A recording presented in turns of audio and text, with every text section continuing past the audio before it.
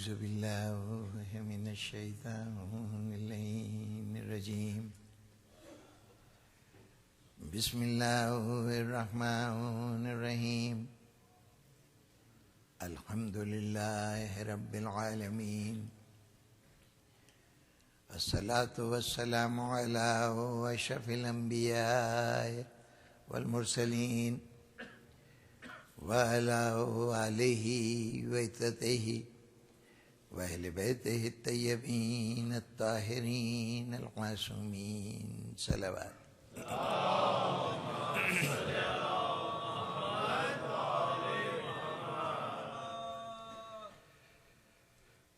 سامعین محترم،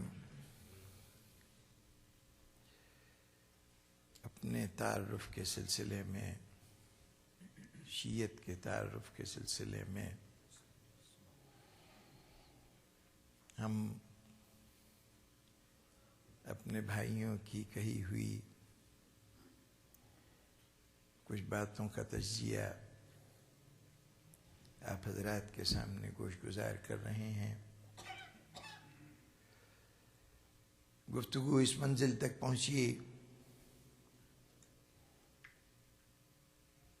کہ ایک شخص، ایک نام عبداللہ ابن سبا کو ہمارے مسلک کے بانیوں میں شمار کیا گیا، جبکہ صورت یہ ہے کہ عبداللہ ابن سبا جس زمانے میں موجود ہونا بتایا گیا اور جن لوگوں سے اس کے معاملات رہے، نہ ان لوگوں نے اس کا تذکرہ کیا، نہ اس زمانے میں اس کا ذکر ہوا، بلکہ بنو امیہ کا پورا دور حکومت کسی منزل پر بھی عبداللہ ابن سبا کا کوئی ذکر نظر نہیں آتا۔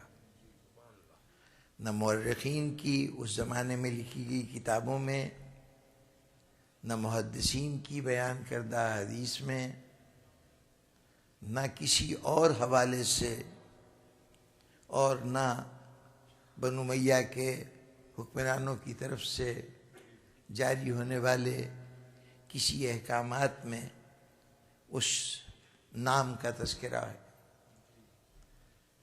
خیال رہے کہ بنو امیہ کا پورا دور اس شخصیت کے تذکرے کے بعد سے شروع ہوتا ہے، یعنی حضرت عثمان کے قتل کے بعد جناب امیر کا دور، اور پھر معاویہ کا دور حکومت 40 ہجری سے شروع ہو کر اس کے خاندان کے افراد پر مشتمل بادشاہتوں کا سلسلہ 132 ہجری تک جاری رہا۔ 92 ایئرز کا یہ پیریڈ، اور اس میں کہیں کسی جگہ بھی عبداللہ ابن سبا کا کوئی تذکرہ نہیں۔ یہ بنو عباس کے زمانے میں عرض کیا جا چکا کہ سیف ابن عمر نے پہلی مرتبہ اپنے ان تاریخی ناولوں میں اس کا ذکر کیا۔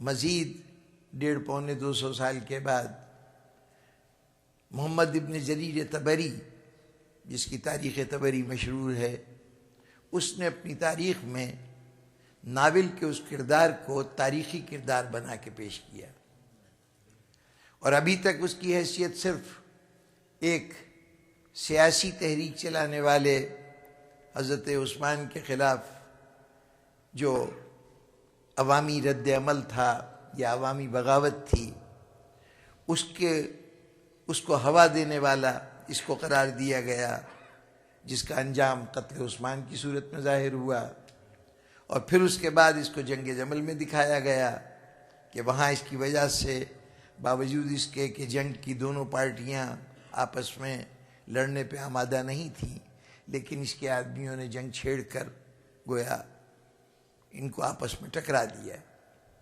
یہ عجیب بات ہے کہ یہاں تک نظر آنے کے بعد صفین کی اتنی طویل جنگ ہوئی، اس میں وہ بالکل لاپتہ ہو گیا۔ کہیں ذکر نہیں آتا کہ صفین کے مارکے کے مرحلے میں اس عبداللہ ابن سبا کا کیا کردار ہے، اس لیے کہ ناول چونکہ جمل تک ہی لکھے گئے تھے، اس لیے صفین تک یہ کردار کا وجود نہیں رہا۔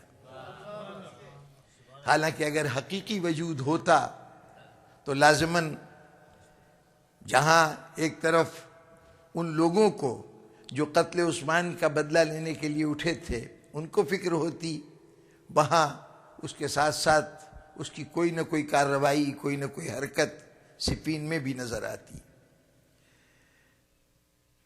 یہ تو مورخ نے کردار پیدا کیا، ورنہ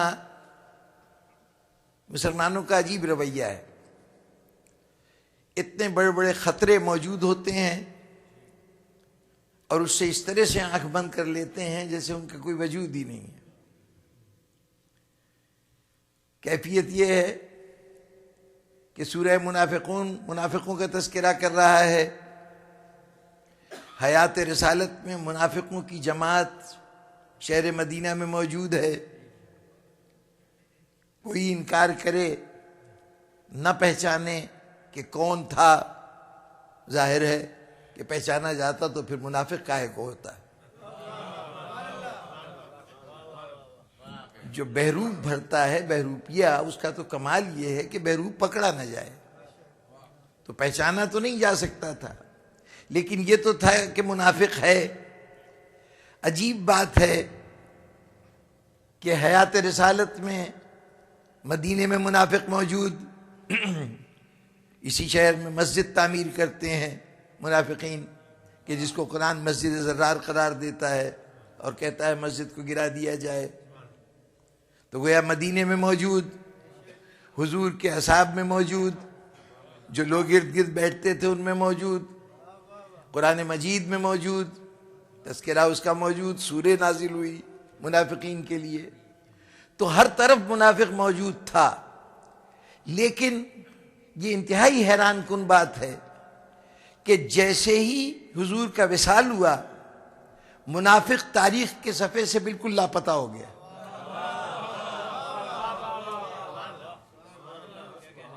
ذرا غور فرمائیے، مجھے بتائیے کہ کہیں کوئی تذکرہ کہ حضرت ابو بکر کے زمانے میں، حضرت عمر کے زمانے میں کہیں منافقین کی کوئی بات ہو؟ حیات رسالت میں تو تھے اور کوئی انکار نہیں کر سکتا، قرآن مجید کی تائید موجود ہے، یہ کہاں چلے گئے منافقین؟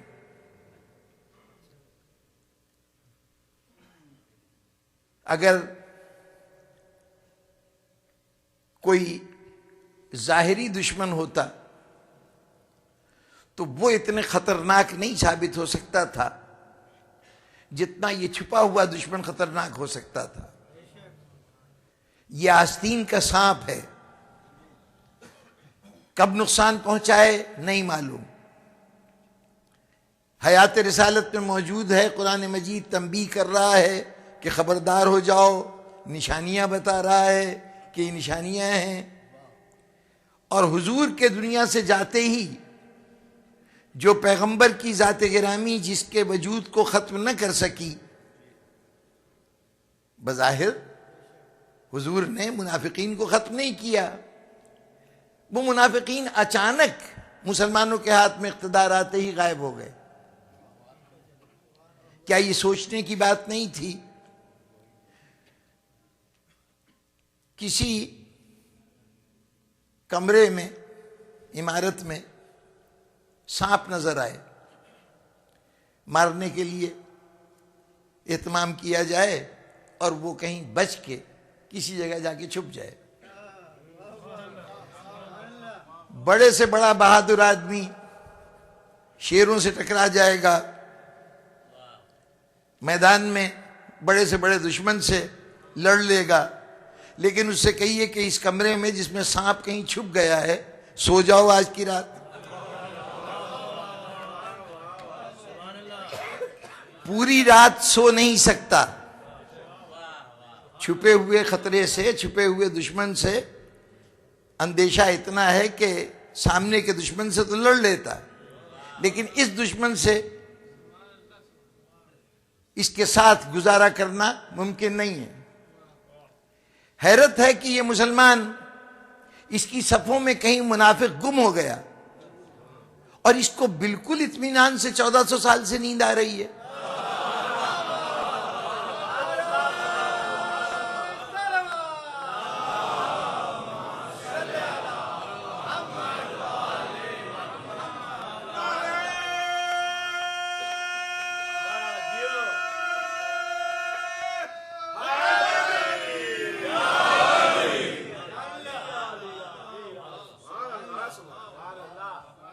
تلاش کرو، کونے خدرے میں دیکھو، میزیں، الماریاں، ادھر ادھر الٹ پلٹ کے دیکھو، اور ڈھونڈتے ہوئے ایک بات کا خیال رکھنا، سمجھدار چھپنے والا بعض اوقات یوں چھپتا ہے کہ ایسی نمایاں جگہ پہ جا کے بیٹھ جاتا ہے کہ جدھر کوئی سوچ ہی نہیں سکتا۔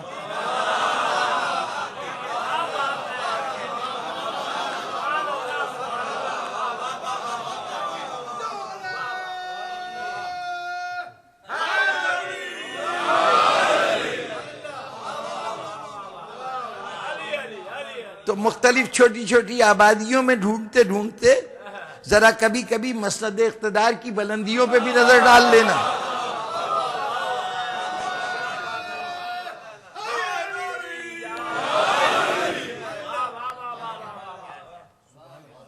بہرطور اس عبداللہ ابن سبا کا کوئی ذکر نہیں ملتا۔ جنگ جمل کے بعد عبداللہ ابن سبا بھی غائب ہو گیا، اس کی جماعت بھی غائب ہو گئی، یعنی 100 سال 150 سال کے بعد یہ نام آیا، اور یہ نام بھی صرف 2 مرحلوں پر موجود رہا، اس کے بعد اس کا وجود نہیں تھا۔ پورا بنو امیہ کا دور گزر گیا، اس کا ذکر کہیں نہیں ملتا۔ بنو عباس کے دور میں اس کا ذکر چھڑا، اس کے ذکر کے چھڑنے کے کوئی 200 سال کے بعد اب یہ کہا گیا کہ یہ ایک مسلک کا بھی بانی تھا۔ پہلے کہا گیا کہ صاحب یہ جو شیعہ یہ مانتے ہیں کہ اللہ کے حضرت علی رسول اللہ کے وصی تھے، یہ تصور اس نے دیا تھا کہ اس نے کہا کہ صاحب ہر نبی کا ایک وصی ہوتا ہے اور ان رسول کا بھی ایک وصی ہے، چنانچہ یہ شیعوں کا عقیدہ بن گیا۔ پھر اسی نے یہ تصور دیا کہ جو یہ وصی ہوتے ہیں، امام ہوتے ہیں، یہ معصوم ہوتے ہیں، یہ بھی وہ یہودیت سے لے کے آیا تھا۔ اب ابھی مجھے دیکھنا ہے کہ کیا یہودیت میں یہ تصورات ہیں بھی کہ نہیں۔ پھر تو اس کے بعد شیعوں کا جو عقیدہ نظر آیا وہ سب عبداللہ ابن سبا کی ایجاد تھا۔ ہوتے ہوتے آج پوری شیعت عبداللہ ابن سبا کی ایجاد ہو گئی۔ اب بات کو آگے بڑھانے سے پہلے اتنا سے کہہ دوں کہ یقیناً جس وقت عبداللہ ابن سبا کے کردار کو اتنا بڑھا چڑھا کے پیش کیا جا رہا ہوگا، اس وقت جہنم کے شعلوں سے اگر فرصت ملے تو سیف ابن عمر جس نے اس کردار کو تخلیق کیا ہے وہ باہر نکل کر فخر سے یہ ضرور کہے گا کہ اللہ کے رسول نے ہاتھوں میں اٹھا کر کندھوں پہ بٹھا کر پہچانوانا چاہا، بتانا چاہا، تم نے ان کو نہیں مانا، اور میں نے قصے کے طور پہ ایک آدمی تخلیق کیا، تم اس کو آج تک مان رہے ہو۔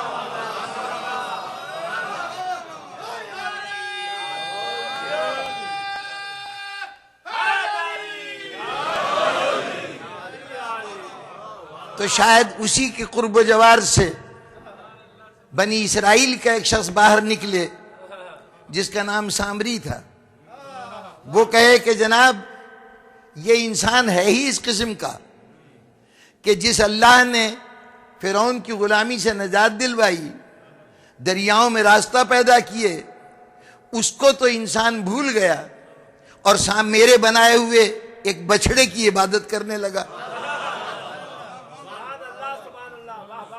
اور شاید اس وقت شیطان آ کے کہے دیکھا پروردگار عالم، میں نے کہا تھا کہ یہ انسان اتنا کمزور ہے کہ میں اس کو گمراہ کروں گا، کر دیا نا گمراہ۔ اس وقت شاید ہم کھڑے ہو کے کہیں کہ تیری ساری سازشیں ناکام ہو گئیں، کل بھی ہم حق کے علمبردار تھے، آج بھی ہم حق کے علمبردار ہیں۔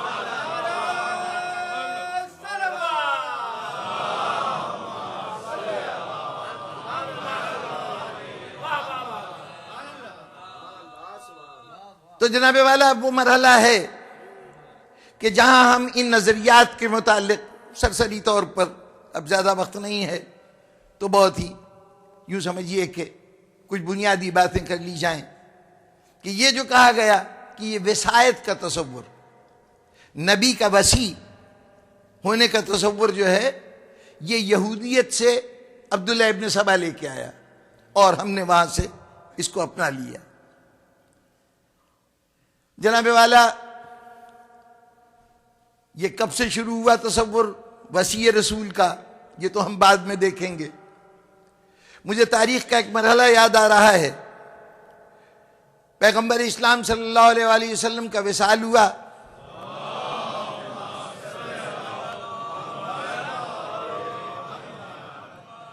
فوری رد عمل کچھ عجیب و غریب سا تھا۔ کچھ شخصیتوں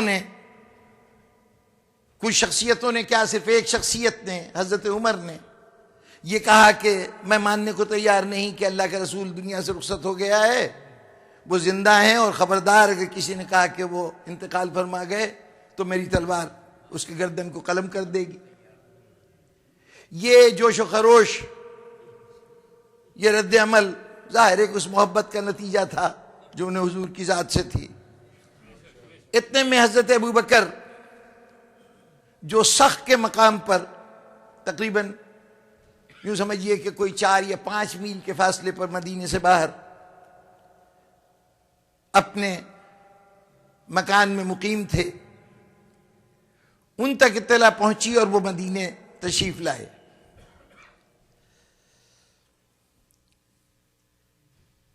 پتہ نہیں آپ حضرات کے میں بزرگوں کو تو یقیناً معلوم ہوگا، لیکن شاید نوجوانوں کو تاریخ کے وہ صفحے ذہن میں نہ ہوں۔ حضور نے اپنے آخری لمحات حیات میں ایک لشکر ترتیب دیا تھا، اس لشکر کو حکم دیا تھا کہ جنگ موتا جہاں ہوئی تھی، جنگ موتا شام کی سرحدوں کے قریب ہوئی تھی، تو کہا تھا کہ چونکہ جنگ موتا میں حضرت زید ابن حارثہ جو اس کے قائد تھے وہ شہید ہوئے، حضرت جعفر طیار اس میں شہید ہوئے، تیسرے صحابی حضرت عبداللہ ابن رواحہ انصاری تھے وہ شہید ہوئے۔ یہ تینوں قائدین تھے، لیڈرز تھے۔ یکے بعد دیگرے جب تینوں کی شہادت ہو گئی تو اس کے بعد خالد ابن ولید نے ہاتھ میں جھنڈا لیا اور اس فوج کو وہاں سے لے آئے، اور مدینے والے خالد بن ولید کے خلاف بڑی شدید ایک رد عمل پیدا ہوا کہ ان کو بھی چاہیے یہ تھا، غیرت کا تقاضا تو یہی تھا کہ جہاں 3 شخصیتوں نے اپنی جان کی قربانی دی تھی، یہ بھی مر جاتے، لڑ لیتے وہاں پر، وہ بڑی بات تھی، بجائے اس کے کہ مسلمانوں کو میدان سے بھگا کے لے آئے۔ وہ واقعہ ہے سن 7 ہجری کا۔ اب 10ویں ہجری کا آخری زمانہ ہے، 3 سال گزر چکے ہیں۔ زید ابن حارثہ جو اس کے نمبر 1 شہید تھے اس لشکر کے، ان کا بیٹا ہے اسامہ ابن زید ابن حارثہ۔ جناب رسالت مآب نے اسامہ ابن زید ابن حارثہ کی قیادت میں فوج ترتیب دی، جس میں اپنے تمام بڑے اور چھوٹے صحابہ کو حکم دیا کہ تم اس فوج میں شامل ہوگے، اور زید ابن حارثہ سے کہا کہ جاؤ تم اپنے باپ کا قتل کا بدلہ لینے کے لیے وہاں جا کے جہاد کرو۔ اس فوج کو تیار کیا گیا۔ اب اس فوج کو حضور کی علالت کا احساس شدت سے ہونے لگا تھا کہ حضور بیمار ہیں، تو میں اپنی نیتوں پہ تو شبہ نہیں کر سکتا، یہی سمجھوں گا کہ انہوں نے حضور کی محبت میں یہ چاہا کہ حضور صحت یاب ہو جائیں تو ہم جائیں۔ چنانچہ شہر کے باہر کیمپ لگا دیا گیا تھا کہ اس کیمپ کے اندر سارے جمع ہو جائیں، جب جمع ہو جائیں گے تو فوج روانہ ہو جائے گی، لیکن روزانہ صورت یہ ہوتی تھی کہ جب جمع ہونے کے قریب ہوتے تھے، جیسے ہی اندھیرا پھیلتا تھا سب کی سب واپس پھر چلے جاتے تھے مدینے میں، یہاں تک کہ حضور صلی اللہ علیہ وسلم کو بیماری کی حالت میں مسجد نبوی میں باقاعدہ آ کر یہ کہنا پڑا کہ خدا اس شخص پہ لعنت کرے کہ جو میرے حکم کی خلاف ورزی کرتے ہوئے اس قافلے کے اندر نہ جائے۔ کچھ لوگوں کو متعین کیا کہ گھروں میں جا جا کے وہاں چھپے ہوئے لوگوں کو نکالو اور اس لشکر کے اندر شامل کرو اور ان کو بھیجا جائے۔ اب نگاہ پیغمبر میں کون سی بات تھی جس کے لیے وہ مدینے کے ان تمام بڑے بڑے صحابہ کرام کو مدینے سے نکالنا چاہتے تھے؟ لیکن باہر طور جنہیں نہیں جانا تھا وہ نہیں گئے۔ اس لشکر میں حضرت ابو بکر کو بھی شامل کیا گیا تھا، حضرت عمر بھی موجود تھے، حضرت عثمان کو بھی اس میں بھیجا گیا تھا، اور جتنے بڑے بڑے صحابہ تھے کم و بیش سب کو بھیجا گیا تھا، ماں سوائے حضرت علی کے۔ بیشتر صحابی جتنے بڑے نام تھے ان سب کو اس لشکر میں شامل کیا گیا تھا۔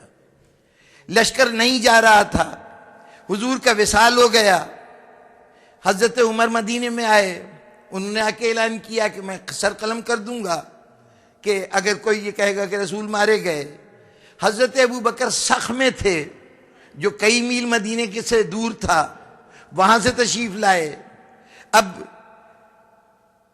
کچھ کہوں تو گستاخی کی صف میں آئے گا، لیکن کچھ الجھنیں ذہن میں رہ جاتی ہیں۔ میری سمجھ میں نہیں آیا کہ حضور نے تمام لوگوں کو متعین کیا ہے کہ تم اس لشکر میں شامل ہو اور روانہ ہو جاؤ۔ اب جو اطاعت حکم رسول کر رہا ہے اسے تو اس لشکر میں ہونا چاہیے تھا، لیکن کچھ لوگ جذبہ محبت کے تحت حضور علیل ہیں، کیسے چھوڑ کے جائیں؟ تو اگر اطاعت پیش نظر تھی تو لشکر میں ہوتے، اگر محبت پیش نظر تھی تو مدینے میں ہوتے۔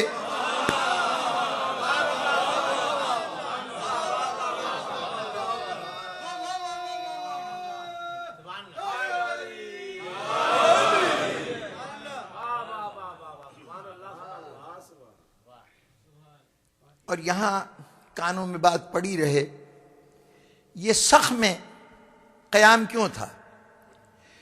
مدینے سے ہجرت کرنے کے بعد، مکے سے ہجرت کرنے کے بعد حضور نے مدینے میں آ کر تمام جتنے مہاجرین آئے تھے ان سب کو ایک ایک انصاری کے ساتھ، مدینے کے رہنے والے کے ساتھ کہہ دیا تھا تم اس کے بھائی ہو، تم اس کے بھائی ہو، تم اس کے بھائی ہو۔ چنانچہ وہ جن کے بھائی بنائے گئے ان انصار نے اپنے گھروں کے دروازے کھول دیے اور اپنے اپنے بھائی کو اپنے گھر کے اندر ٹھہرایا۔ حضرت ابو بکر بھی اپنے انصاری بھائی کے گھر میں قیام فرماتے تھے۔ تقریباً 10ویں سال، جس سال حضور کا وصال ہوا ہے، اسی سال حضرت ابو بکر نے ایک نئی شادی فرمائی اور اپنی نئی بیوی کے ساتھ مدینے سے باہر سخ کے مقام پر اپنا مکان بنوایا اور وہاں پر بیوی کے ساتھ منتقل ہو گئے۔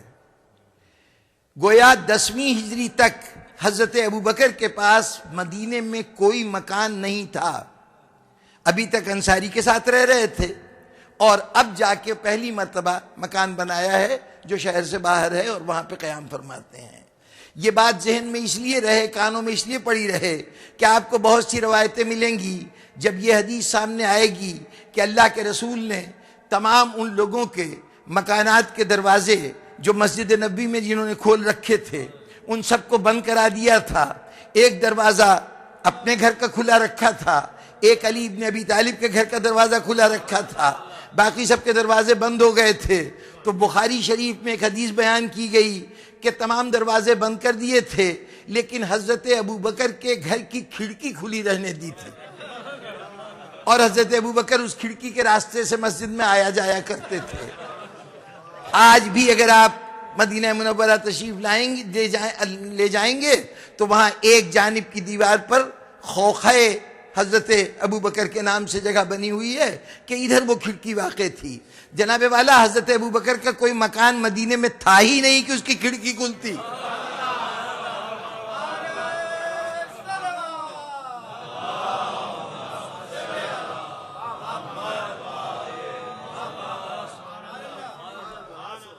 مقصد صرف ریکارڈ کو درست کرنا ہے، ورنہ کوئی اس سے دلچسپی نہیں ہے کہ وہ کھڑکی کھلی تھی یا نہیں کھلی تھی، لیکن کم سے کم ذہنوں میں بات واضح ہو جانی چاہیے کہ پہلے مکان کا وجود ثابت کیجئے، پھر کھڑکی بھی کھول لیں گے، دروازہ بھی کھول لیجئے، جو دل چاہے کیجئے۔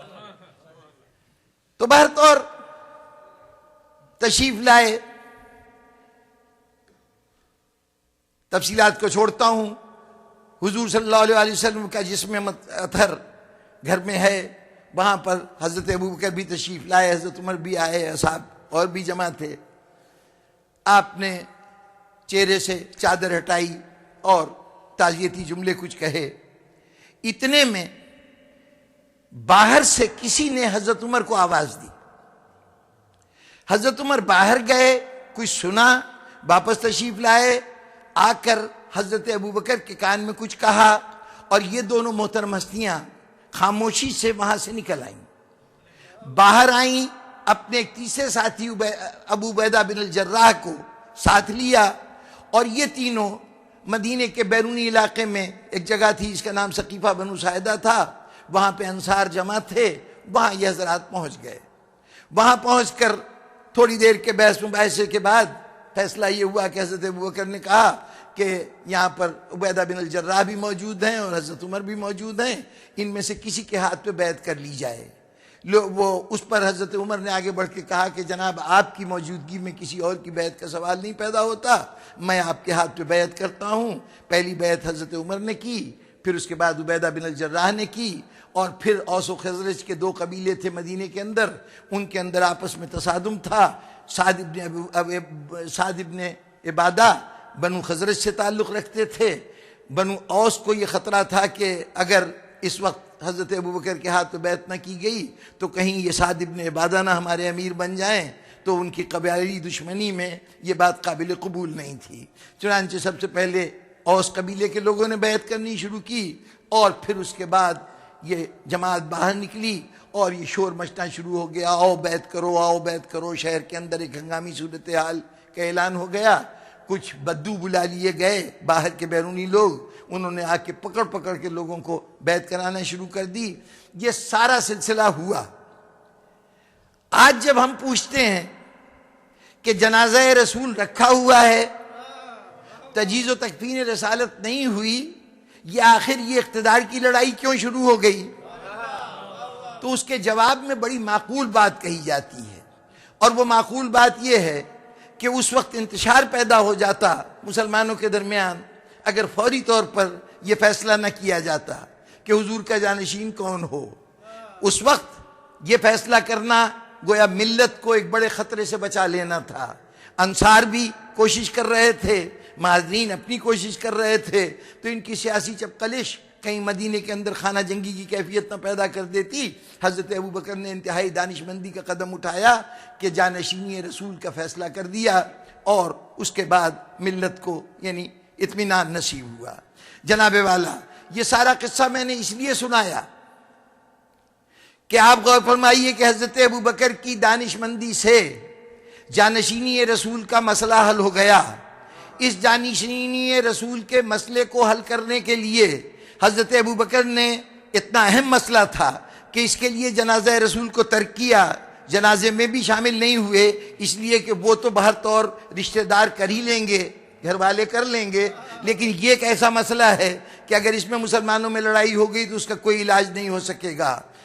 جو جانشینی رسول کا مسئلہ اور اس کی اہمیت حضرت ابوبکر، حضرت عمر و عبیدہ بن الجراح کو جنازہ رسول کو چھوڑ کر سقیفہ بنو ساعدہ میں جانے پہ مجبور کر رہی تھی، وہ تو اتنے باخبر تھے مسئلہ جانشینی سے، اور ہمیں اس دن پتہ چلا جب ہمیں عبداللہ ابن سبا نے بتایا۔ ان کے یہاں جانشینی کا مسئلہ اس لیے پیدا ہوا ہے کہ رسول کا جانشین ہونا چاہیے، کہا یہ جا رہا ہے کہ جانشین ہونا چاہیے، یہ عبداللہ ابن سبا نے یہ تصور دیا تھا۔ عبداللہ ابن سبا کب نظر آ رہا ہے؟ حضرت عثمان کے زمانے میں۔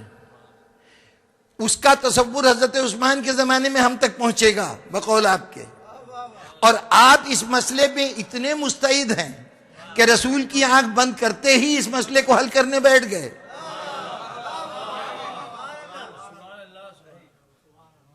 معلوم ہو رہا ہے کہ جانشینی کے تصور اگر آپ کے ذہن میں آ سکتا تھا تو پھر ہمیں کیوں محروم سمجھا جائے کہ اس مسئلے کو ہم جانتے ہی نہیں تھے.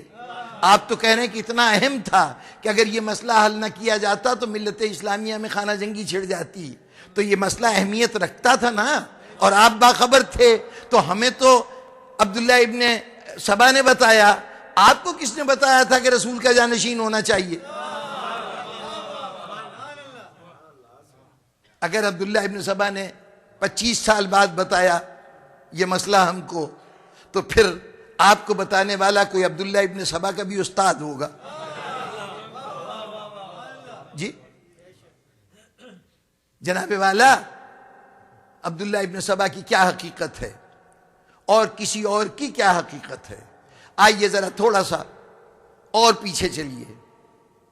غار حرا میں پہلی وحی کا نزول ہوتا ہے. وہ نزول اس وحی کا کہ جو ہمارے علم میں ہے. ہم نہیں جانتے کہ اس سے پہلے اللہ سے کتنے رابطے تھے اور کون کون سے پیغام ذات رسالت پہ آئے، لیکن ضرور رسول پر آنے والے پیغامات اس سے پہلے بھی تھے. اگر پہلے نہ ہوتے تو جبرائیل آ کے کہہ رہے ہیں اقرا باسم ربک الذی خلق خلق الانسان من علق اقرا وربکم الاکرم علمہ الانسان بالقلم علمہ ما لم یعلم. اے رسول پڑھو اس رب کے نام سے کہ جس رب نے تمہیں خلق کیا ہے، جس نے تمہیں گوشت کے لوتھڑے سے ایک انسانی وجود عطا کیا. وہ رب پڑھو اس کے نام سے جو بڑا مکرم ہے، بڑی شان والا ہے، بڑی عزتوں والا ہے. اور وہ خدا جس نے تم کو قلم سے لکھنا سکھایا اور جس نے انسان کو وہ تعلیم دی جو وہ نہیں جانتا تھا. یہ 5 آیتیں ہیں سورہ علق کی جو سب سے پہلے نازل ہوئی ہیں. اب یہ جو 5 آیتیں نازل ہوئی ہیں تو غور فرمائیے ان آیتوں میں کیا کہا گیا ہے؟ پڑھو اس کے نام سے. اس کے بعد جو کچھ کہا جا رہا ہے وہ اللہ کی صفات ہیں. وہ اللہ جس نے تمہیں خلق کیا، وہ جس نے لوتھڑے سے بنایا، وہ جس علم انسان کو وہ علم عطا کیا کہ جو انسان نہیں رکھتا تھا، انسان کو قلم سے لکھنا پڑھنا سکھایا، علم عطا کیا، اور وہ بڑے شان والا ہے. جو بسم اللہ الرحمن الرحیم آپ پڑھتے ہیں اس کا کیا مطلب ہے؟ شروع کرتا ہوں اس اللہ کے نام سے جو رحمان ہے رحیم ہے. وہاں 2 صفتیں بتائی گئی ہیں، یہاں 5 صفتیں بتائی گئی ہیں. ورنہ ایک بسم اللہ وہ ہے اور ایک بسم اللہ یہ ہے. بھئی اس کے اندر یہی تو کہا جا رہا ہے نا، پڑھو اس کے نام سے. اقرا باسم، پڑھو اس کے نام سے. کون؟ جو ایسا ہے ایسا ہے ایسا ہے. کیا پڑھو؟ وہ کہاں ہے جو کہا جائے پڑھو؟ کہا گیا کہ رسول اللہ نے کہا مجھے تو پڑھنا نہیں آتا. ارے جناب والا، اس سوال کا جواب یہ ہوتا. دیکھیے، یا تو جبرائیل کوئی تختی لے کے آتے، کتاب لے کے آتے اور رسول کے سامنے کہتے کہ یہ پڑھو، تو رسول کہتے کہ بھائی مجھے پڑھنا نہیں آتا. اگر کوئی تختی آئی تھی تو کہاں گئی؟ کوئی سراغ کسی حدیث میں، کوئی روایت کی یہ تختی وہاں گئی؟ جی نہ کوئی تختی تھی، نہ صفحہ تھا، نہ کاغذ تھا، اور جبرائیل کہہ رہے ہیں پڑھو. تو اس کے جواب میں تو رسول کو یہ کہنا کہ مجھے پڑھنا نہیں آتا، اس کے بجائے ان کو کہنا چاہیے تھا پڑھوں کیا، پہلے دکھاؤ تو صحیح. جی جناب والا، نہ جبرائیل کے فرشتوں کو بھی نہیں پتا تھا کہ کیا پڑھوانا ہے. وہ تو صرف پیغام لے کے آیا تھا کہ جو کچھ ہم تم تک پہلے منتقل کرتے رہے ہیں، اب وہ وقت آ گیا ہے کہ اب اس کو دنیا کے سامنے پڑھ دو. جبرائیل صرف اجازت لے کے آیا ہے، قرآن لے کے نہیں آیا ہے.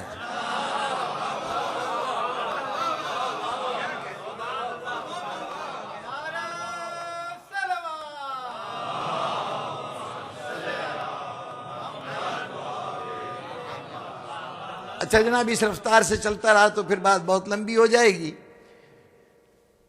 جبرائیل آیا، حضور تشریف لائے، آ کے جناب خدیجہ سے تذکرہ کیا کہ یہ واقعات ہوئے ہیں.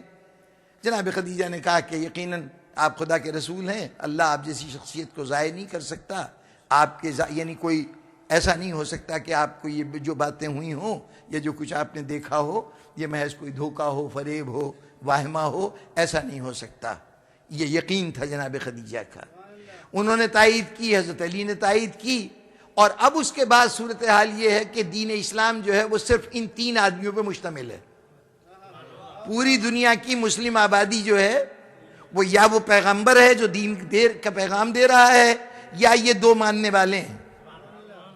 اور اس کے لیے سند بھی موجود ہے ہمارے پاس تاریخ کی کہ کوئی شخص مدینے سے آیا تھا، حضرت عباس رسول اللہ کے چچا کے پاس بیٹھا ہوا تھا، خانہ کعبہ کے نواح میں ان لوگوں کی نشستیں تھیں، مختلف جگہ پہ بیٹھا کرتے تھے۔ اتنے میں وہ کہتا ہے کہ میں نے دیکھا کہ ایک ادھیڑ عمر کی شخصیت آئی اور وہ آ کے کھڑی ہو گئی خانہ کعبہ کی طرف منہ کر کے۔ اتنے میں خاتون آئی، اپنے آپ کو چادر سے ڈھانپ رکھا تھا، وہ آ کے ان کے پیچھے کھڑی ہو گئی۔ پھر ایک لڑکا آیا 10-11 سال کا، وہ آ کے ساتھ کھڑا ہو گیا اور وہ ایک خاص انداز سے عبادت کرنے لگے، کبھی جھکتے تھے، کبھی سجدے میں جاتے تھے، کبھی بیٹھ جاتے تھے۔ تو وہ کہتا ہے کہ میں نے پوچھا حضرت عباس سے، رسول اللہ کے چچا سے، کہ یہ کیا ہے بھائی، آج تک ہم نے یہ طریقہ عبادت یہاں نہیں دیکھا۔ اس نے کہا یہ میرا بھتیجا ہے، یہ کہتا ہے کہ میں اللہ کی طرف سے پیغمبر بن کے آیا ہوں اور یہ اس کا طریقہ عبادت ہے۔ کہا یہ پیچھے کون ہے؟ کہا ایک تو اس کی شریک زندگی ہے اور ایک اس کا چچا زاد بھائی ہے، وہ بھی میرا بھی بھتیجا ہے، یہ دونوں ان کے پیچھے نماز پڑھ رہے ہیں۔ تو اس نے پوچھا کہ اس مذہب کا کوئی اور تیسرا بھی ماننے والا ہے؟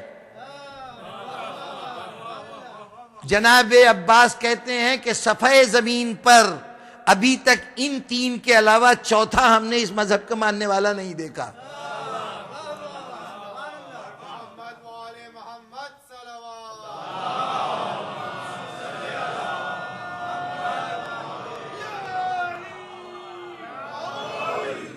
اچھا جناب والا، 3 سال گزر گئے اسی طرح سے، گھر سے باہر بات نہیں نکلی۔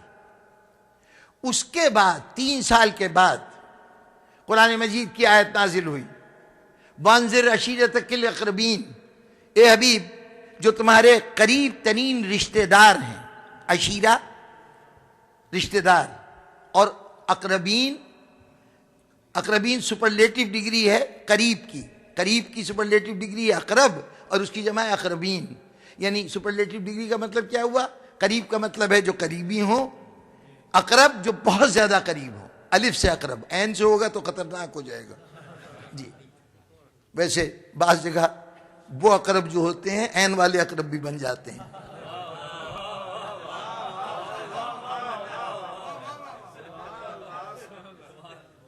تو اقربین بہت زیادہ قریبی، تو اے حبیب بہت زیادہ قریبیوں کو کے دلوں میں اللہ کا خوف دلاؤ، ان کو بتاؤ کہ قیامت آنے والی ہے، تمہیں اس کے سامنے جواب دینا ہے۔ یہ حکم آیا۔ اب اس کے اوپر آپ نے قریبیوں کا ایک اجتماع کیا۔ اب ایک بات بالکل سیدھی سی ہے کہ 3 سال تک پیغام الہی صرف اس گھر تک محدود رہا جہاں حضور رہتے تھے، باہر نہیں نکلا ہے۔ اگر باہر کسی نے سنا ہے تو خبر کے طور پر، افواہ کے طور پر کہ بھئی یہ کہتے ہیں کہ میں نبی ہوں، حضور نے جا کے باہر والوں سے کچھ نہیں کہا ہے۔ 3 سال کے بعد حکم کہ اب گھر کے بجائے گھرانے کو شامل کرو، جو رشتہ دار ہیں اور ان کو بھی بلا لو۔ اور اب اس کے بعد زمانہ معین نہیں ہے، کوئی کہتا ہے 3 مہینے کے بعد، اس کے بعد 4 مہینے کے بعد آپ کو حکم آیا کہ اب تم اس خبر کو عام کر دو، گھر سے باہر بھی، دوسرے قریش تک بھی یہ پیغام پہنچا دو۔ اب اگر یہ دیکھنا ہو کہ پہلے اسلام کون لایا تو سب سے پہلے گھر میں ڈھونڈو، پھر گھرانے میں ڈھونڈو، پھر باہر جا کے دیکھنا اسلام کون لایا۔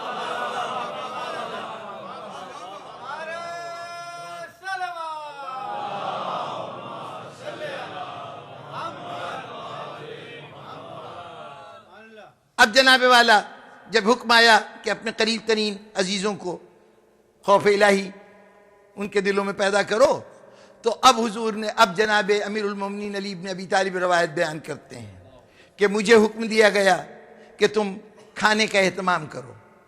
چنانچہ میں نے کھانے کا اہتمام کیا اور قریش میں سے، تمام قریش میں سے نہیں، بنی ہاشم اور جو بنی عبد مناف تھے ان سب کو بلایا گیا گھر کے اوپر. کم و بیش خاندان کے 40 آدمی تھے جو جمع ہوئے. ان 40 آدمیوں کے سامنے حضور نے بیان دینا چاہا تو ابو لہب کھڑا ہو گیا اور اس نے کچھ ہنگامہ کیا اور یہ مجمع منتشر ہو گیا، بات نہیں ہو سکی. دوسری مرتبہ پھر آئے، کھانا کھا کے پھر اسی طرح کی باتیں کیں اور حضور کچھ نہ کہہ سکے اور مجمع منتشر ہو گیا. تیسرے دن پھر جب کھانے کے لیے آئے تو حضرت ابو طالب دروازے پہ کھڑے ہو گئے اور انہوں نے کہا کہ آج کھانا کھا کے جانے نہیں دوں گا، سن کے جاؤ گے جو کچھ.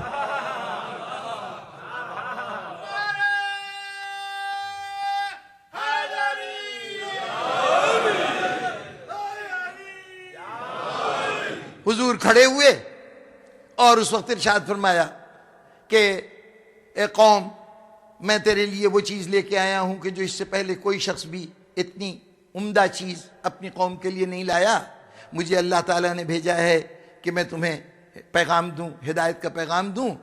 اس پیغام کو پھیلانے کے لیے مجھے کسی مددگار کی ضرورت ہے، اور جو میری مدد کرے گا وہ میرا وصی ہوگا، میرا جانشین ہوگا، میرا خلیفہ ہوگا. جناب امیر ایک دفعہ کھڑے ہوئے، بٹھا دیے گئے. دوسری دفعہ کھڑے ہوئے. جب تیسری دفعہ بھی جناب امیر ہی اٹھے تو اب حضور نے فرمایا کہ انت اخی وارثی وصی و خلیفتی فیکم، یہ میرا بھائی ہے، میرا وارث ہے، میرا وصی ہے، میرا خلیفہ ہے تم لوگوں میں. اور اس کے بعد ارشاد فرمایا کہ واسمعوا لہو، یہ جو کچھ کہتا ہے اس کو تم سنو، واطیعوا اور اس کی اطاعت کرو، اطیعوا اور اس کی اطاعت کرو. واسمعوا لہو واطیعوا، اور اس کی جو کہتا ہے سنو اور اس کی اطاعت کرو. یہ گفتگو ختم ہو گئی. اب سامعین محترم، یہ جو کچھ اعلان فرمایا حضور نے، اس اعلان کے اندر ذرا تجزیہ فرمائیے کہ رسول نے کیا کیا کہا ہے. دیکھیے یہ اسلام کی انٹروڈکٹری اسپیچ ہے. پہلی مرتبہ تعارف کرایا جا رہا ہے کہ اسلام کیا ہے. جی، اس اسلام کو اسلام کہنے کے لیے کون کون سی باتیں رسول چاہ رہے ہیں، کیا کیا اسلام کے نام سے بتا رہے ہیں. پہلی بات یہ کہ میں اللہ کی طرف سے آیا ہوں، تو پہلے تو اللہ کو مانو. پھر میں آیا ہوں، اس کا نمائندہ میں ہوں، میں رسول ہوں، یہ مانو. اور تیسری بات یہ مانو کہ میں نے جس کو وصی بنایا اس کو وصی مانو.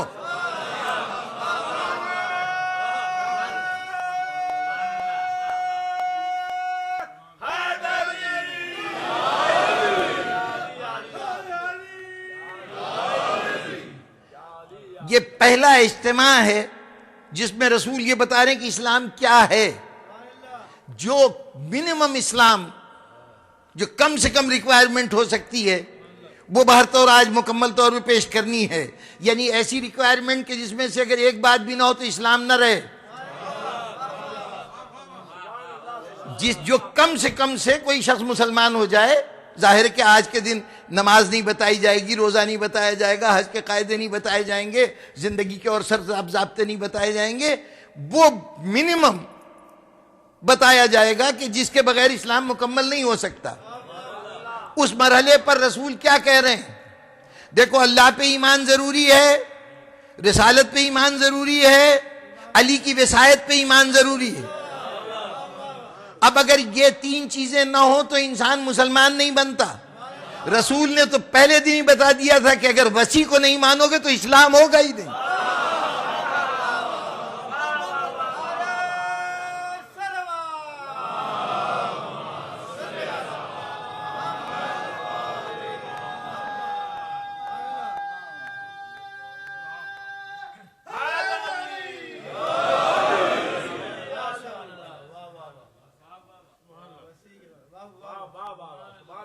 اس وصایت پہ پردہ ڈالنے کے لیے کیا کیا کچھ کہا گیا اور کیسی کیسی کہانیاں بنائی گئیں، وہ اپنے طور پر ایک داستان ہے. کیا کروں کہ وقت کے دامن میں اتنی گنجائش نہیں ہے کہ سارے پہلوؤں کا جائزہ لوں. امام بخاری نے پوری کوشش کی کہ اس واقعے کو جس طرح سے بھی ہو سکے اس کے اوپر مٹی ڈال دی جائے. ان کے راویوں نے طرح طرح کی باتیں اور بنائیں اس دعوت کے مرحلے پر، لیکن اب وقت نہیں ہے کہ ان باتوں کا تذکرہ کروں. اگر کوئی موقع ہوا تو ذکر ہو جائے گا. لیکن یہ بات سامنے رکھ لیجئے کہ یہ پہلا اجتماع ہے، اور آج کے دن جو اسلام بتایا جا رہا ہے یہ اسلام سارا اسلام نہیں ہوگا، لیکن وہ کم سے کم اسلام ہوگا کہ جس کے بغیر، جس کا کوئی جز بھی نکال دیں تو اسلام باقی نہیں رہے گا. اگر گنجائش ہوتی تو رسول کم سے کم بتاتے. دیکھیے جب دوسروں کو دعوت دے رہے ہیں تو پہلے دن ہی اس کو خوفناک باتیں بتا دی جائیں جو اس کے لیے پریشانی کے باعث ہوں. اتنا بوجھ اس کے سامنے رکھ دیا جائے کہ یہ سب تمہیں اٹھانا ہے، اس کے بجائے تھوڑا تھوڑا کر کے بات آگے بڑھائی جاتی ہے. لیکن پہلی مرتبہ اسلام کی دعوت دیتے ہوئے یہ بھی نہیں ہو سکتا کہ ایسا ادھورا اسلام دیا جائے کہ اگر کوئی قبول کر لے تو اس کے بعد بھی کوئی گنجائش باقی رہے کہ اس کو غیر مسلم بھی کہا جا سکے. تو ایسے کم سے کم اجزاء چاہیے کہ جس کے بعد اسلام مکمل ہو جائے. وہ کم سے کم اجزاء کیا تھے؟ توحید کا اقرار، رسالت کا اقرار، وصایت کا اقرار. اب گویا جب تک کوئی یہ تین اقرار نہیں کرے گا کہ میں گواہی دیتا ہوں اللہ واحد ہے، میں گواہی دیتا ہوں کہ محمد خدا کے رسول ہیں، اور میں گواہی دیتا ہوں کہ علی اللہ کے ولی و وصی رسول ہیں، جب تک یہ کلمے کے تین اجزاء نہیں ہوں گے اس پہلے دن کا اسلام بھی نہیں ہوگا. بات کا اسلام تو بڑی بات کی چیز ہے.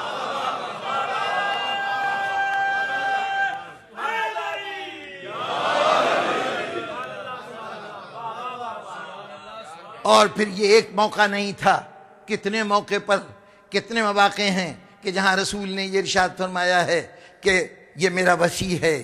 بار بار کہا، زندگی میں بھی ہے، میرے بعد بھی ہے. یعنی وصایت کا عہدہ اتنا پرماننٹ عہدہ ہے کہ جس کا وصی ہے وہ موجود ہو تب بھی وصی رہتا ہے. کس کس مرحلے پر اس لفظ کا اطلاق ہوا؟ وصی کہتے ہیں جس کو وصیت کی جائے، جس کو کوئی وصیت کرے کہ بھئی میری یہ ساز و سامان ہے، میری یہ چیزیں ہیں، اس کے اب تم نگران ہو، تم اس کے ساتھ جیسا میں کہہ رہا ہوں ویسے کرنا. علی اس مرحلے پر بھی وصی. جب شب ہجرت آئی، مدینے سے حضور جانے لگے، تو اس مرحلے پر جناب امیر علیہ السلام کے جب بستر پہ لٹایا ہے تو کہا کہ علی بستر پہ لیٹ جاؤ. یا رسول اللہ میرے لیٹنے سے کیا آپ بچ جائیں گے؟ کہا ہاں میں بچ جاؤں گا، اللہ میرا محافظ ہے، میں بچ جاؤں گا. تو یا رسول اللہ، پھر اب پوچھا تو نہیں علی نے، لیکن ذہن میں خیال آتا ہے کہ پھر مجھے کیوں لٹا رہے ہیں؟ آپ کو تو اللہ بچا لے گا، مجھے یہاں کیوں چھوڑ کے جا رہے ہیں؟ علی اس لیے چھوڑ کے جا رہا ہوں کہ میرے ذمے لوگوں کی کچھ امانتیں ہیں، ان امانتوں کو پہنچانا تمہارا کام ہے.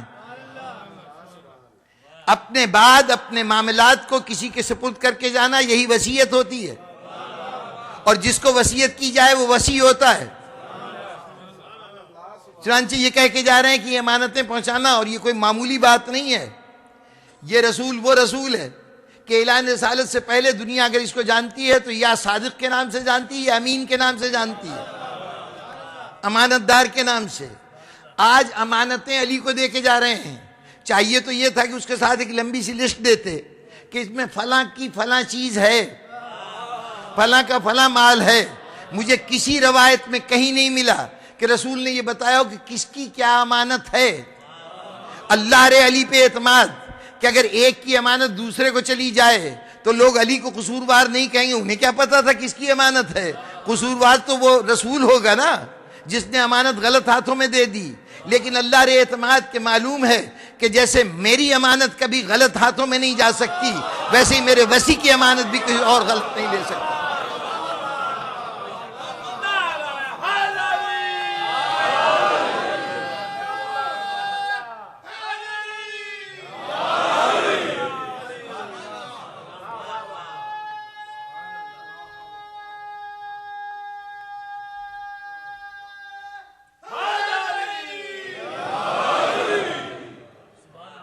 وقت وصال آیا، حیات رسالت کے آخری لمحے آئے، تو اب یہ سب محفوظ ہیں یہ باتیں کہ حضور نے جناب امیر سے کہا کہ علی مجھ پر فلاں فلاں کا قرض ہے، یہ قرض تمہیں ادا کرنا ہے، میں نے فلاں آدمی کو اتنی رقم دینے کا وعدہ کیا ہے، اس رقم کی فراہمی تمہارا کام ہے، اس کو یہ رقم ادا کرنا ہے۔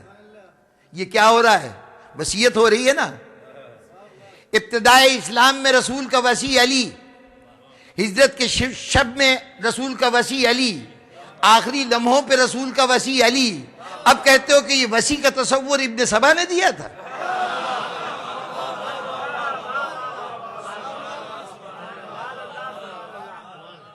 دیکھیے یہ تو ایک مسلمات میں سے ہے نا کہ غدیر کے مرحلے پر حضور نے کہا تھا من کنت مولا فاذا علی مولا۔ یہ وہ روایت ہے کہ جسے 110 صحابیوں نے روایت کیا ہے کم سے کم۔ ان 110 کی فہرست اگر چاہیں تو ہماری ایک اور عظیم شخصیت ہیں جناب امین الحسینی صاحب، علامہ امین الحسینی، انہوں نے الغدیر کے نام سے کتاب لکھی ہے 11 جلدوں میں، اور ان 11 جلدوں کو تھوڑا سا خلاصہ کر کے 6 جلدوں میں ابھی پاکستان میں وہ شائع ہوئی ہے، اب 6 جلدوں میں موجود ہے۔ ان 6 جلدوں میں یہ کہ وہ 11 جلدوں کو سمیٹ دیا گیا ہے، ہر جلد کا حصہ الگ الگ رکھتے ہوئے۔ اس میں انہوں نے پوری فہرست فراہم کی ہے کہ وہ 110 صحابی کون کون سے ہیں جنہوں نے اس روایت کو بیان کیا ہے، اور کس کس جگہ پر ان کی بیان کردہ روایت درج ہے، ان کتابوں کے حوالے کے ساتھ ساتھ۔ اس کے بعد 84 تابعی ہیں، جو وہ حضرات کے تابعی وہ کہلاتے ہیں کہ جنہوں نے حضور کی زیارت تو نہیں کی ہے لیکن ان کی زیارت کی ہے کہ جو حضور کی زیارت کر چکے تھے، یعنی صحابہ کی، وہ تابعی کہلاتے ہیں۔ 84 تابعین نے اس روایت کو آگے فارورڈ کیا ہے، اور پھر 14 صدیوں میں کوئی صدی نہیں ہے جس میں ہمارے بھائیوں کے علماء نے مختلف مقامات پر اس روایت کو درج نہ کیا ہو کہ حضور نے غدیر خم میں علی کو اٹھا کے کہا تھا من کنت مولا فاذا علی مولا۔ اب اس مولا کے معنی میں آپ جتنی دل چاہے بحث کیجئے کہ مولا کے معنی دوست ہیں، مولا کے معنی تو یعنی حاکم کے نہیں ہوتے، یا حاکم کے ہوتے ہیں تو اس کے ساتھ دوسرے معنی بھی ہیں، تو کیوں نہ دوست کے معنی لیے جائیں، حاکم کے معنی کیوں لیے جائیں؟ یہ بحث ہوتی ہے۔ میں کہتا ہوں جو دل چاہے معنی لیجئے، جو دل چاہے مطلب لیجئے۔ رسول کہہ رہے ہیں جس کا میں مولا ہوں اس کا علی مولا ہے، جس کا میں مولا ہوں اس کا علی مولا ہے۔ جو معنی لیجئے سوچ لیجئے کہ یہ رسول پر بھی یہی معنی جاری ہوں گے۔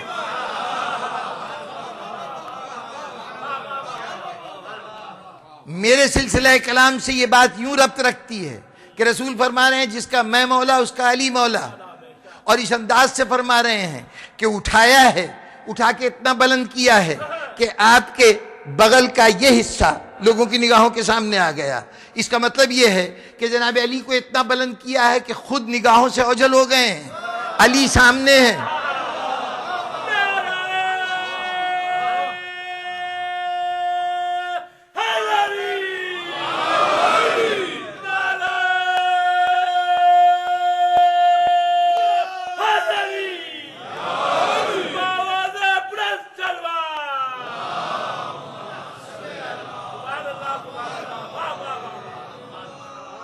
وسیع ہوتا ہے کسی کی جگہ لینے والا، جانشین ہوتا ہے کسی کی جگہ لینے والا۔ اللہ کے رسول نے ایک حدیث میں اور اس حدیث کے ساتھ ایک عمل میں ایک وقت میں وضاحت کر دی، علی کو سامنے کر کے بتایا کہ جب میں نہ نظر آؤں تو پھر اس کو دیکھنا۔ قول سے کہہ دیا کہ جس کا میں مولا ہوں، اب کل سے یا آج سے، اس لمحے کے بعد سے اب اس کا علی مولا ہے۔ مطلب اب میری جگہ پر جب مجھے اپنی جگہ پہ نہ دیکھو تو یہ سمجھ لینا کہ ہر اس مرحلے پر جہاں مجھے ہونا چاہیے تھا وہاں اب علی ہوگا۔ یہ وصایت کی اتنی کامل شکل ہے کہ اب عبداللہ ابن سبا کیا چیز ہے کوئی اور شخص اس وصایت کا جواب دے ہی نہیں سکتا۔ اس سے بڑھ کر وصی کا تصور ہو نہیں سکتا جیسے رسول نے علی کو بطور وصی کے متعارف کرایا۔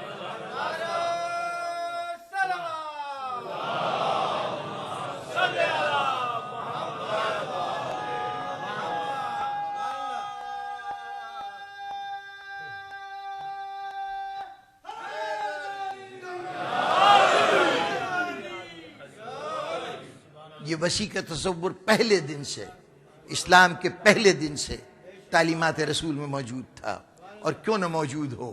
جس کو دین 2 دن کے لیے نہیں، 4 دن کے لیے نہیں، قیامت تک کے لیے دین کو چھوڑ کے جانا ہے، اور اس دین کو سلامت بھی رہنا ہے، محفوظ بھی رہنا ہے، وہ کیا بغیر کسی نگران کے دین کو چھوڑ دے گا؟ یہ بنیادی ضرورت تھی کہ پہلے دن سے وسیع کا تعارف کرایا جائے. یہ کسی اقربا پروری کی بات نہیں تھی، یا کسی ایک شخص کی خدمات کا انعام دینا نہیں تھا کہ علی نے بہت قربانیاں دی ہیں تو انعام میں ان کو وسیع بنا دیا جائے. جی نہیں، اسلام کی ویسے ہی ضرورت تھی جیسے اسلام کو آپ تک پہنچانے کے لیے کہ نبی کی ضرورت تھی، ویسے ہی قیامت تک اسلام کو سلامت رکھنے کے لیے وسیع کی ضرورت تھی.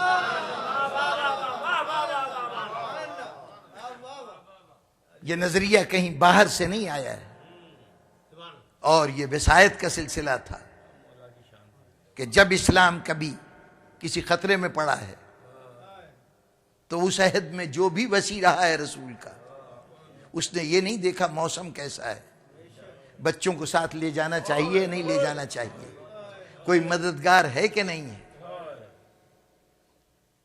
کیا کہنے اس گھرانے کے زبان رسالت سے سن رکھا ہے کہ ایک مرحلہ ہوگا جب اسلام کو بچانے کے لیے قربانیاں دینی ہوں گی. اس کا اس انداز سے رسول نے تذکرہ کیا ہے کہ شاید باہر کی دنیا تو خوفزدہ ہو جاتی، لیکن رسول کے گھرانے کے افراد مشتاق ہو گئے کہ کاش ہم بھی اس سعادت میں حصے دار بن جائیں. کتنی بڑی بات ہے، آج دنیا کے لیے فخر کی بات ہے ان لوگوں کے لیے جنہوں نے حضور کی زیارت کی، حضور کے جھنڈے تلے بدر، احد، خندق کے مارکے سر کیے. اس کے بعد آنے والی نسلوں کے لیے یہ بہت بڑا اعزاز تھا کہ انہیں اسلام کے دفاع میں لڑی جانے والی فیصلہ کن جنگ جو کربلا میں ہوگی اس میں ان کو شرکت کا موقع مل جائے. میں نے سلسلہ کلام کی بالکل پہلی تقریر میں عرض کیا تھا، شب جو چاند رات کی مجلس تھی اس میں عرض کیا تھا کہ قیامت کے دن کا سب سے بڑا اعزاز کسی کے لیے اگر ہو سکتا ہے تو کربلا سے نسبت قائم ہونا چاہیے. چنانچہ اس گھرانے میں مردوں کی تمنا تھی کہ ہم میدان میں جائیں گے، ہم اسلام کا دفاع کریں گے، ہم اپنی جان کا نذرانہ پیش کریں گے. اس گھر کی عورتیں بجائے اس خبر سے خوفزدہ ہونے کے کہ ایک میدان ایسا آنے والا ہے جس میں لوگ مارے جائیں گے، گردنیں کٹیں گی، ان کو تمنا ہے کہ کسی طرح ہماری شرکت ہو جائے. جب تک اللہ نے اولاد نہیں دی تو دعائیں ہیں کہ پروردگارا اولاد عطا فرما دے. کس لیے؟ بڑھاپے کا سہارا ہو جائے، مشکل وقت میں کام آئے؟ نہیں، اس لیے اولاد عطا کر دے کہ کربلا میں قربانی دے سکے. اور جب اولاد مل گئی تو حسب توفیق کوشش یہ ہے کہ ان کو تیار کر لیا جائے. یہ معلوم ہے کہ وہاں پر عام لوگ نہیں جا سکیں گے. حسین جیسا انتخاب کرنے والا انتخاب کر رہا ہوگا جس کی نگاہ میں صرف ایک گاؤں یا ایک شہر کے رہنے والے لوگ نہیں ہوں گے، وہ کائنات پہ نظر رکھ کے اس میں سے بہترین افراد کو چنے گا. اس وقت اگر میرا مال ذرا سے بھی کھوٹا ہوا تو کہیں ایسا نہ ہو کہ حسین رد کر دے. اس لیے مائیں چاہتی ہیں کہ اولاد ایسی ہو کہ جو حسین کے مقام نگاہ انتخاب میں منتخب ہو سکے. اللہ نے حسین کی بہن کو 2 بیٹے عطا کیے. ابھی کم سن تھے، اب یہ تو نہیں اندازہ کہ وہ واقعہ کربلا کب ہوگا، وہ امتحان کی منزل کب آئے گی. اس لیے پہلے دن سے اہتمام ہے کہ یہ بچے کاش حسین کی نگاہ انتخاب میں آ جائیں. ذرا سے چلنے لگے تو ابھی میرا تصور ہے کہ زینب گئی ہوں گی عباس کے پاس، بھیا عباس میرا کام کرو گے؟ یہ تمہارے بھانجے ہیں، ان کو ذرا تلوار چلانا سکھا دو. شہزادی بھی بہت چھوٹے ہیں، ابھی تو تلوار ان سے اٹھے گی بھی نہیں.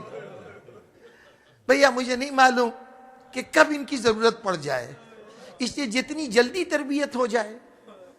ماں تربیت دے رہی ہے کربلا کے لیے. کربلا کی تیاریوں کا یہ عالم ہے کہ جب زینب کی شادی ہوئی تھی جناب عبداللہ ابن جعفر سے تو جناب امیر نے حق مہر میں ایک شرط رکھوائی تھی، اور وہ شرط یہ تھی کہ اگر کسی مرحلے پر حسین کسی سفر پہ جائے اور زینب ساتھ جانا چاہے تو یہ اس کا حق ہوگا کہ وہ حسین کے ساتھ جائے۔ جب مدینے سے حسین کا قافلہ چلا تو تقریباً اس میں بنی ہاشم کے تمام مرد شامل تھے، تمام افراد شامل تھے، اس لیے کہ اندازہ تھا کہ اگر کوئی اور اہم شخصیت مدینے میں رہ گئی تو ممکن ہے کہ جو یہاں کا گورنر ہے وہ اس کو پکڑ کر تشدد کرے امام حسین کی بیعت لینے کے لیے، یعنی ایک طرح سے یرغمال بنا کر، ہوسٹیج بنا کر امام حسین کو مجبور کیا جائے کہ بیعت کر لیں۔ اس لیے جتنے بھی ایسے افراد تھے کہ جن کے لیے امکان ہو سکتا تھا وہ سب امام حسین کے ساتھ گئے۔ ان جانے والوں میں حضرت عبداللہ ابن جعفر بھی ہیں، جناب زینب بھی ہیں اور محمد بھی ہیں۔ ابھی تو یہ تمام قافلہ پہنچا ہے مکے۔ مکے میں قیام کے دوران عبداللہ ابن جعفر کچھ عرصے وہاں رہنے کے بعد ان کو کچھ ضرورت محسوس ہوئی جس کے لیے ان کو مدینے آنا تھا۔ وہ مدینے آئے تو اپنے ساتھ اپنے بچوں کو لے آئے، لیکن جناب زینب اپنے اس حق کو استعمال کرتے ہوئے کہ میں حسین کے ساتھ رہوں گی، وہ امام حسین کے ساتھ رہیں۔ 8 ذی الحجہ کو امام حسین علیہ السلام روانہ ہوئے۔ اب جب روانہ ہوئے مکے سے تو اور ماؤں کو تو اطمینان ہے کہ ان کے پاس ان کے بیٹے موجود ہیں۔ جناب زینب کی صورت یہ ہے کہ نہ شوہر یہاں پہ موجود ہے نہ بچے موجود ہیں، اور دوسری شرعی پابندی یہ ہے کہ جناب زینب کو تو اختیار ہو گیا تھا اس معاہدے کے تحت، اس شرط کے تحت کہ یہ جہاں چاہیں حسین کے ساتھ جائیں، لیکن ان کے نابالغ بچے جب تک ولی جو گارجین ہے آفیشلی یعنی باپ وہ اجازت نہ دے تو جناب زینب کو حق نہیں پہنچتا کہ اپنے بچوں کو میدان جنگ تک لے کے جائے۔ شریعت کے ایک ایک جز سے واقف زینب یہ نہیں کہہ سکتی کہ میں بچے میرے ساتھ چلیں، لیکن دل تو بےتاب ہے نا، میں نے تو اسی دن کے لیے پالا تھا ان بچوں کو۔ سوچا کہ اب جب ہم کوفے کی طرف جا رہے ہیں، عراق کی طرف جا رہے ہیں، تو عراق کا راستہ مدینے سے ہو کے گزرتا تھا۔ سوچا جب حسین مدینے جائیں گے تو شاید یہ بچے وہاں میرے ساتھ شامل ہو جائیں، لیکن حسین نے جو راستہ اختیار کیا اس میں شہر مدینہ کو اوائڈ کیا اور مدینے سے باہر کی طرف نکل گئے، کیونکہ جو مدینے کے حالات تھے وہاں امکان تھا کہ آپ کو وہاں گرفتار کر لیا جاتا۔ امام مدینے کے باہر سے نکلے۔ اب جیسے جیسے مدینے کے پاس سے گزر رہے ہیں، ایک تو حسین مڑ کے دیکھ رہے ہیں، شہر کی وہ کھجوریں نظر آ رہی ہیں، وہ کھجور نانا کے روزے کے پاس ہے۔ میرے نانا کا روزہ ویران ہو گیا۔ مخاطب ہو کے کہا ہوگا نانا امت نے اس حال میں پہنچا دیا کہ اتنے قریب سے گزر رہا ہوں اور سلام کرنے کے لیے آپ کی خدمت میں نہیں آ سکتا۔ جہاں حسین کو مدینے کی گلیاں یاد آ رہی ہوں گی، نانا کا روزہ یاد آ رہا ہوگا، ماں اور بھائی کی قبر یاد آ رہی ہوگی، وہاں زینب مڑ کے دیکھ رہی ہے، کاش میرے بچے آ جاتے، کاش وہ بھی شریک سفر ہو جاتے۔ قافلہ مدینے کی حدوں سے کچھ آگے بڑھا، ایک مقام ہے ذات العراق، اس کے قریب پہنچے تھے کہ پیچھے سے ایک آواز سنائی دی، حسین ذرا ٹھہر جاؤ۔ شاید حسین سے بھی پہلے زینب نے پلٹ کے دیکھا اور ایک مرتبہ دل خوش ہو گیا۔ کیا دیکھا کہ عبداللہ ابن جعفر آ رہے ہیں، ایک بازو ایک بچے کے کندھے پہ ہے، دوسرا بازو دوسرے بچے کے کندھے پہ، علالت کے حالت میں چلتے ہوئے آ رہے ہیں۔ بھائی حسین ذرا ٹھہر جاؤ، بھائی حسین ذرا ٹھہر جاؤ۔ حسین نے چلتے ہوئے قافلے کو روکا، آئے ہوئے بھائی کو سینے سے لگایا، کیوں زحمت فرمائی؟ کہا بھیا مجھے معلوم ہے اب دوبارہ تمہیں نہیں دیکھ سکوں گا، مجھے زیارت کا شرف عطا کر دو، میں تمہیں دیکھنے آیا ہوں۔ تھوڑی دیر بیٹھے ہوئے امام کے پاس جتنا دل کا غبار تھا نکالتے رہے، جتنے آنسو تھے بارگاہ امامت میں نظر کر چکے۔ اس کے بعد مخاطب ہوئے، بھائی حسین اجازت ہے میں ذرا بنت علی سے بات کر لوں؟ آپ کی شریک زندگی ہے، آپ کو اجازت کی کیا ضرورت ہے؟ اٹھے عبداللہ ابن جعفر، ساتھ لیے ہوئے اپنے دونوں بچوں کو، آئے اس اونٹ کے اوپر جس پہ زینب بیٹھی تھی۔ ایک مرتبہ زینب کے اونٹ کے نیچے کھڑے ہو کے کہا زینب جا رہی ہو؟ اب زینب کے دل کی دھڑکن تیز ہو گئی کہ نہ معلوم اگلا جملہ کیا ہوگا۔ یہ کہا جا رہی ہو؟ اور آنکھوں سے آنسو جاری ہو گئے. زینب پریشان کہ اگلا جملہ کیا ہوگا.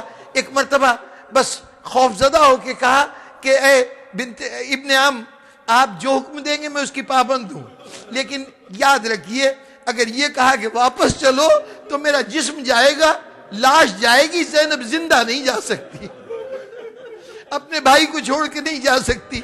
کہا نہیں زینب، میں تو سوچ بھی نہیں سکتا کہ تمہاری واپسی کو کہوں. خدا نے تمہیں یہ شرف عطا کیا، کاش میں بھی اس قابل ہوتا. مجھے علالت نے گھیر لیا، ورنہ میں اس قابل ہوتا کہ میں بھی حسین کے ساتھ چلتا. زینب میں خاص طور پر اس لیے آیا ہوں کہ تم سے ایک بات پوچھنا چاہتا ہوں. جی کیا بات ہے؟ کہا زینب تم جا رہی ہو، سفر کا معاملہ ہے، پردیس ہے، حسین جیسی قیمتی شے تمہارے ساتھ ہے، اگر کوئی مشکل آ پڑی تو تم کیا کرو گی حسین کے لیے؟ میں کیا کر سکتی ہوں، میں کیا کر سکتی ہوں؟ زینب یہ خیال رکھنا، تمہارے جد کا، تمہارے نانا کا یہ فرمان ہے کہ جب کوئی مصیبت آئے نا تو صدقہ دینا چاہیے. زینب تم نے کوئی صدقہ رکھ لیا ہے حسین پہ دینے کے لیے؟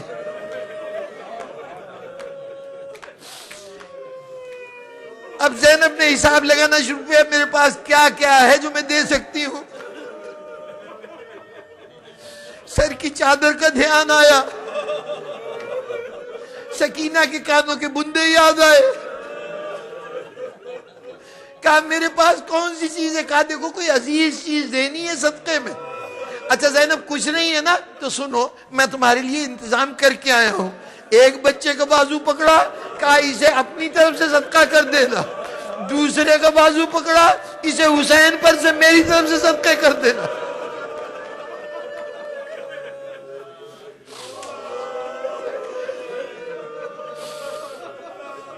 بس سامعین محترم، زینب اس کے بعد بالکل بھول گئی کہ یہ بیٹے ہیں، یہ میرے گود کے پالے ہیں. جب کبھی بلایا ہے تو نام لے کے نہیں بلایا، اے میرے حسین کے صدقوں ذرا بات سن جاؤ. اور بس سامعین محترم کلام کو مختصر کروں، کربلا پہنچے، کربلا پہنچے، شب عاشور آئی. زینب نے بچوں کو پاس بٹھایا، یاد دلایا تمہارا دادا کون ہے، تمہارا نانا کون ہے. اور ساتھ کہا دیکھو کل جا کے میدان میں اگر تم نے فخر سے کہا کہ میرا دادا جعفر تیار ہے، میرا نانا علی جیسے شخصیت ہے، تو اس میں مزہ نہیں آئے گا. مزہ تب آئے کہ تم اس انداز سے حملہ کرو، دنیا پکار اٹھے جعفر تیار کے پوتے ایسے لڑتے. تمہیں چچا عباس نے تربیت دی، تمہارے ماموں عباس نے تربیت دی ہے، ذرا دکھا تو دو اپنے بازوؤں کا زور. ماں تیار کرتی رہی.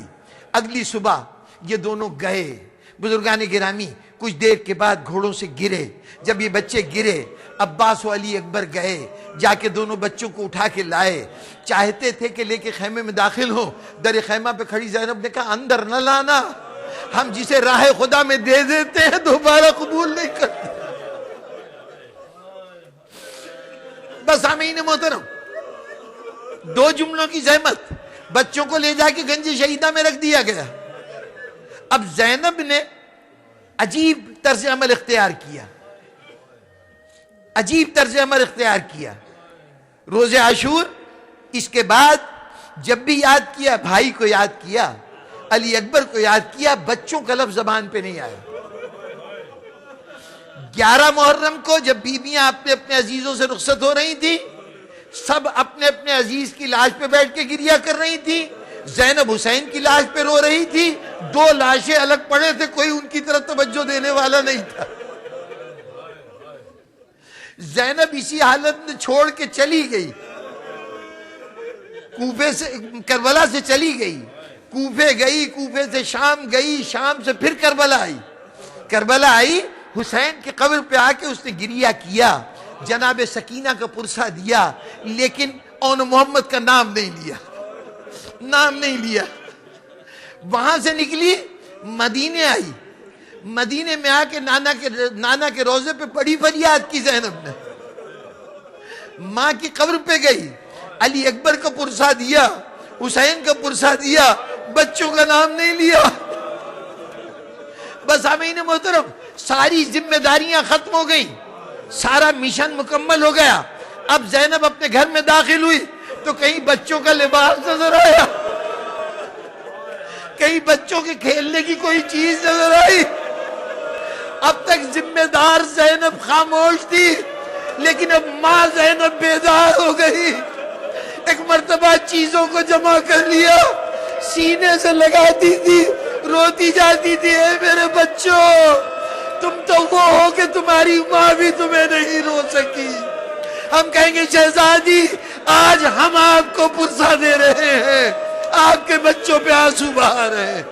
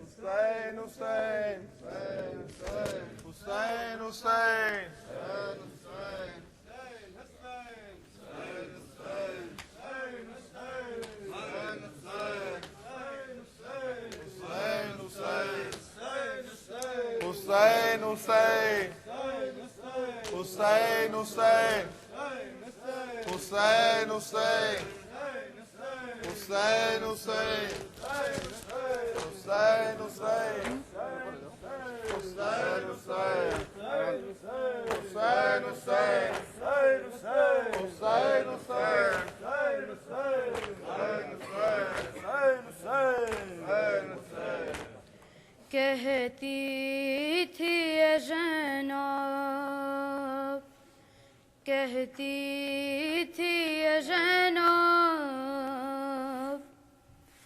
یوں ماں کا مان نبھانا، یوں ماں کا مان نبھانا، اے آن محمد، اے آن محمد، اے آن محمد،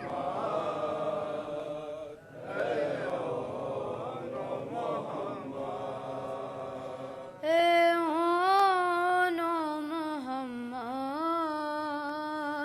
اے آن محمد.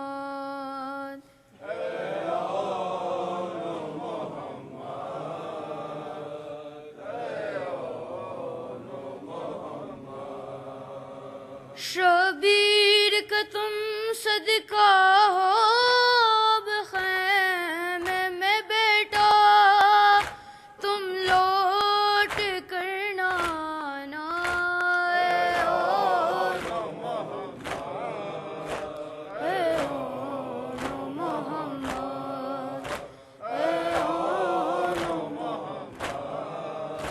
اے آن محمد.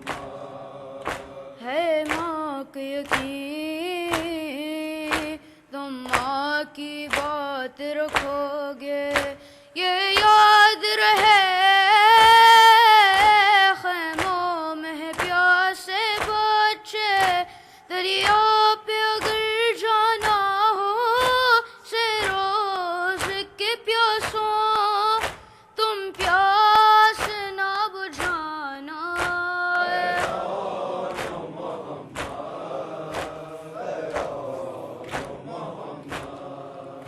اے آن محمد.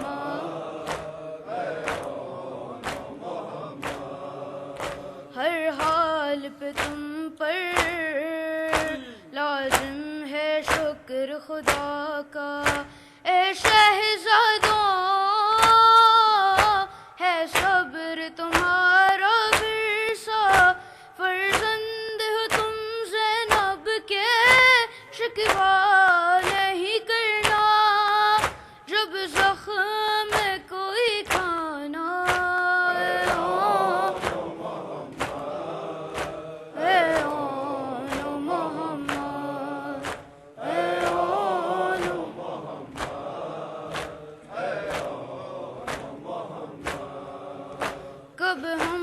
ستم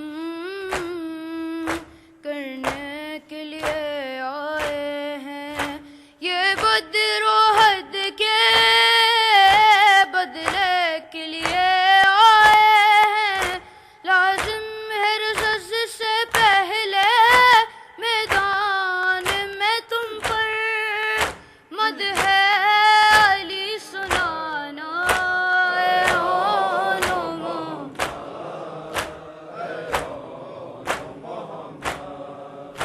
اے اون محمد، جب ساس تمہاری بچوں ہو کرنے والی، اس وقت سرہانے آئے گی مادر میری، دل کی میری خواہش ہے اس دم میری ماں سے زخموں کو تم چھپانا،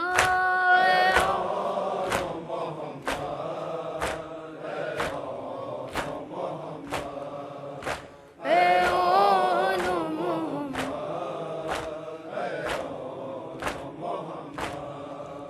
قاتل پہ کرم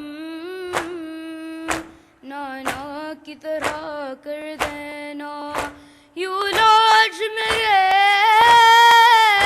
بھائی کے نام کی رکھنا، جو واسط دے بھائی کا میدان پہ اس پر تم تیغ نہ چلانا، اے اون محمد، اے اون محمد، تعظیم کی خاطر کیوں اٹھتے نہیں اب بیٹا، دیکھو تو سرہانے آئے ہیں میرے بھیا، جاگو میرے شہزادوں، کیا بھول گئے ہو قدموں پہ سر جھکانا، اے اون محمد، اے اون محمد،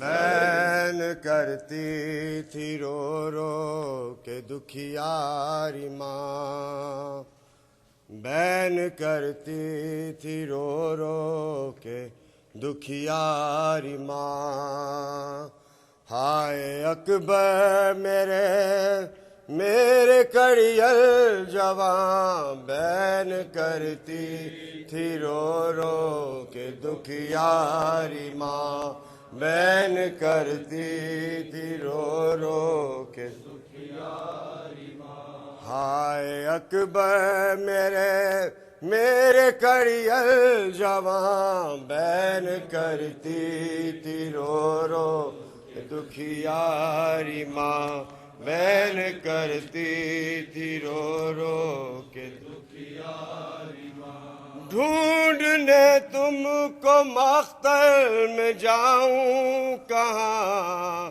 ہائے اکبر میرے کڑیل جوان، بین کرتی تھی رو رو کے دکھیاری ماں، بین کرتی تھی رو رو کے دکھیاری ماں، چین اب کیا زمانے میں پاؤں گی میں، چین اب کیا زمانے میں پاؤں گی، چین اب کیا زمانے میں پاؤں گی میں، چین اب کیا زمانے میں پاؤں گی میں، روتے روتے تمہیں مر ہی جاؤں گی میں، روتے روتے تمہیں مر ہی جاؤں گی میں، روتے روتے تمہیں مر ہی جاؤں گی میں، روتے روتے مر ہی جاؤں گی میں، یاد ہوگے تم جاؤں گی میں جہاں، ہائے اکبر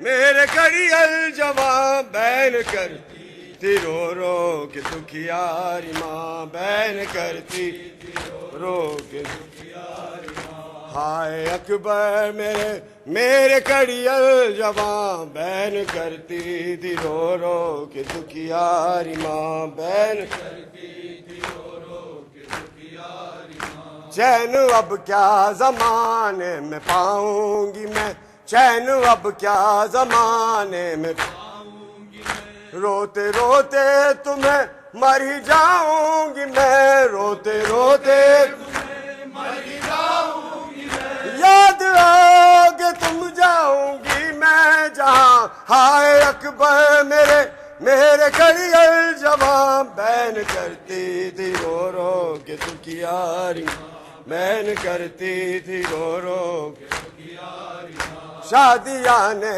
لائنوں میں بجنے لگے، شادیاں نے لائنوں میں بجنے لگے، سر جھکائے شہ والا رونے لگے، سر جھکائے شہ والا رونے لگے، سر جھکائے شہ والا رونے لگے، سر جھکائے شہ والا رونے لگے، تم جو در پہ کلیجے پہ کھا کر سنا، ہائے اکبر میرے کڑی الجواں، بین کرتی تھی رو رو کے دکھیاری ماں، بین کرتی تھی رو رو کے دکھیاری ماں۔ جس کو جھولا جھلاتے تھے تم پیار سے، جس کو جھولا جھلاتے تھے تم پیار سے، کون تھا جو کہ پانی پلاتا اسے، کون تھا جو کہ پانی پلاتا اسے، کون تھا جو کہ پانی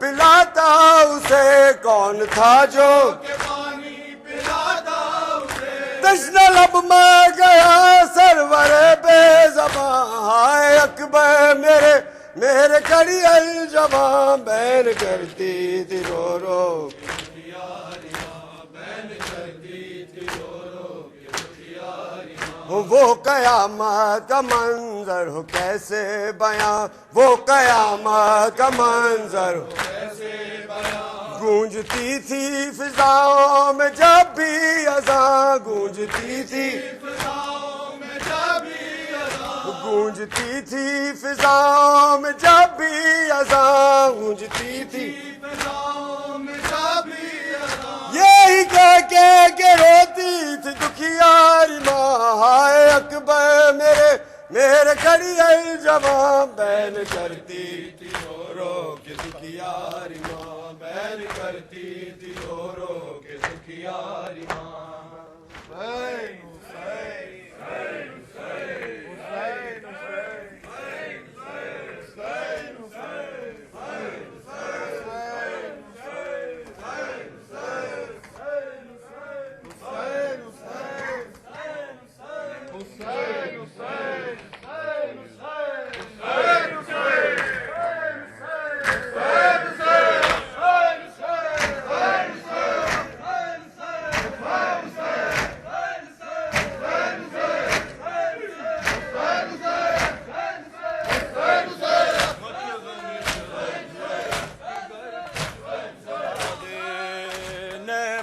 غم شبیر کی گر تجھ کو خدا دے، نعمت غم شبیر کی گر تجھ کو خدا دے، نعمت غم شبیر کی گر تجھ کو خدا دے، نعمت غم شبیر کی گر تجھ کو خدا دے، دنیا کو پیام شہ مظلوم سنا دے، دنیا کو پیام شہ مظلوم سنا دے، ماتم کی صدا سے دل باطل کو ہلا دے، کی صدا سے دل باطل کو ہلا دے، پردہ جو نگاہوں میں ہے دنیا کی ہٹا دے، گھر گھر میں صفے ماتم شبیر بچھا دے، ماتم شبیر بچھا دے گھر گھر میں صفے ماتم شبیر بچھا دے اے مرد وہی کر کے جو وعدے کو نبھا دے وہی کر کے جو وعدے کو نبھا دے اے مرد وہی کر کے جو وعدے کو نبھا دے وہی کر کے جو وعدے کو نبھا دے ایک سر کی ضرورت ہو 72 کا گلا دے ضرورت ہو 72 کا گلا دے بازو علمدار دے بہنوں کی رضا دے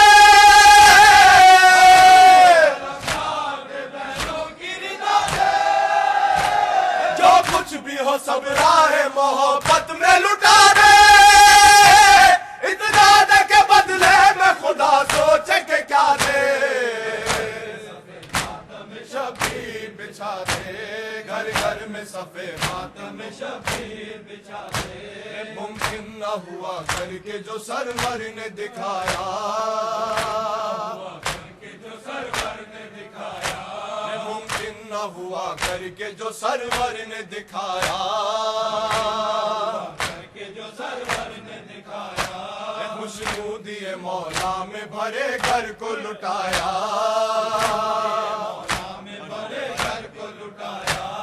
اکبر کو اٹھایا کبھی اصغر کو سلایا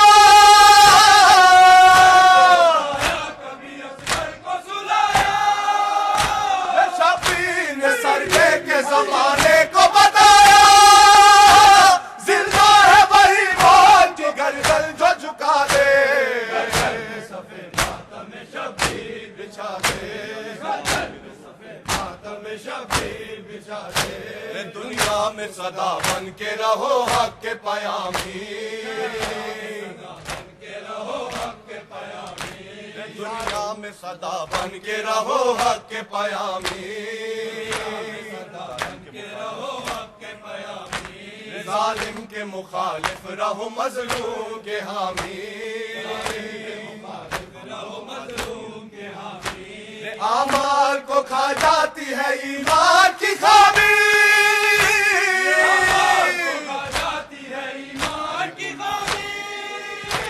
ہر ایک کو ملتی نہیں سرور کی غلامی نعمت یہ میسر ہے اسے جس کو خدا دے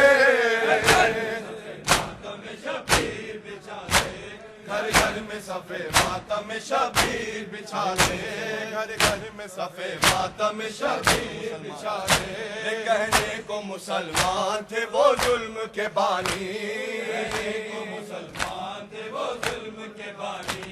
کہنے کو مسلمان تھے وہ ظلم کے بانی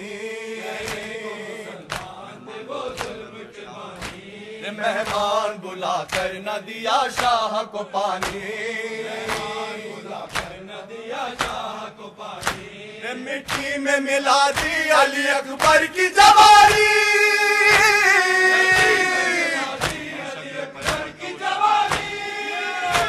ہم شکل پیغمبر کا وہ شبیر کا دانی تصویر کا یہ رخ بھی زمانے کو ہلا دے گھر گھر میں صفے ماتم شبیر بچھا دے گھر میں صفے ماتم شبیر بچھا دے یہ چہرے پہ ملے خون قدم تیز بڑھائے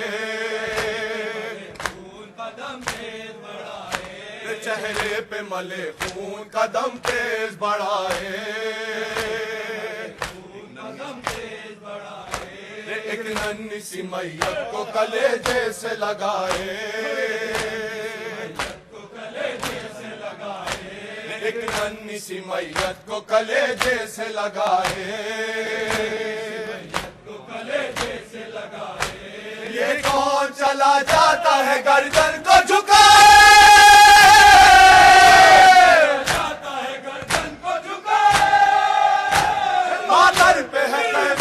کہیں دیکھ نہ پائے فضا سے کہا خیمے کے پردے کو گرا دے ماتم شبیر بچھا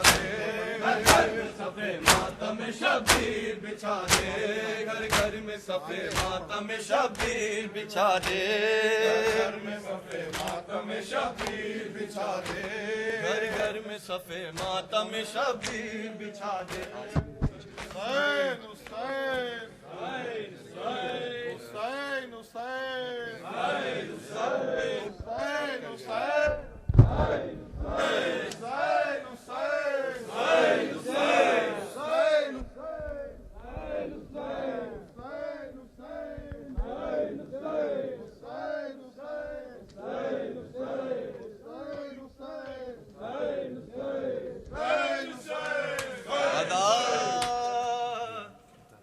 سارے کے سارے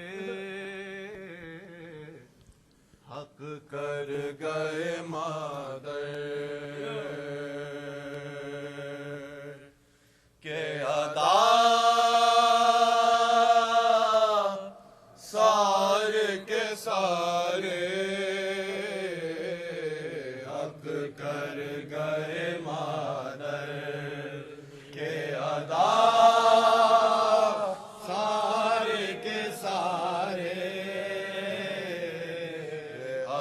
کر گئے مادر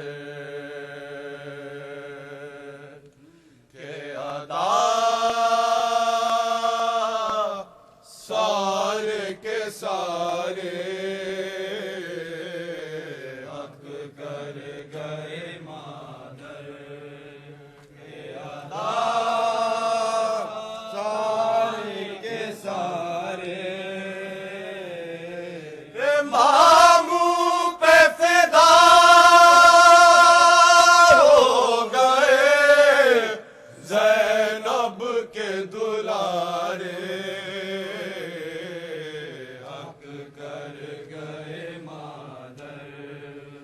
کے ادا سارے کے سارے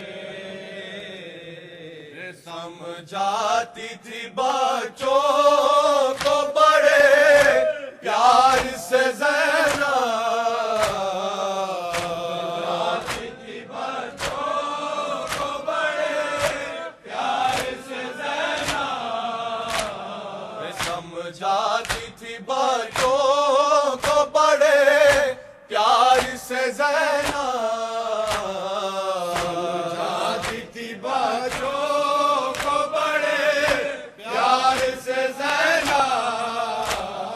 بھولے سے نہ جانا کبھی دریا کے کنارے حق کر گئے مادر کے ادا سارے کے سارے پیاسی ہے سکینہ رہے ہر آن یہی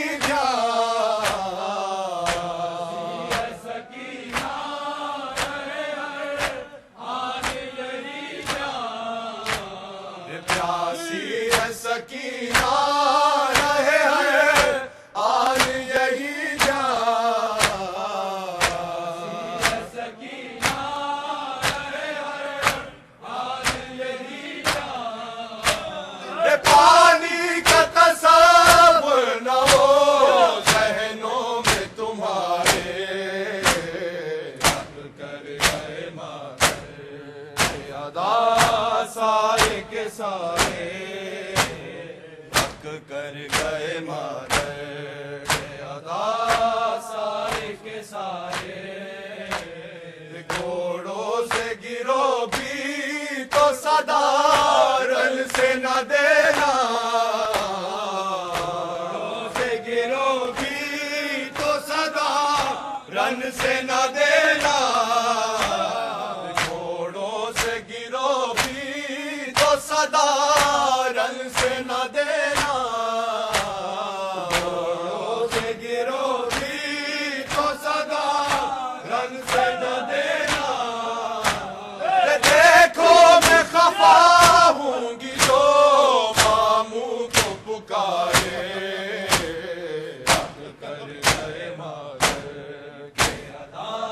سارے کے سارے حق کر گئے مادر کے ادا کے سارے میں خیمے سے دیکھوں گی جری کون ہے تم میں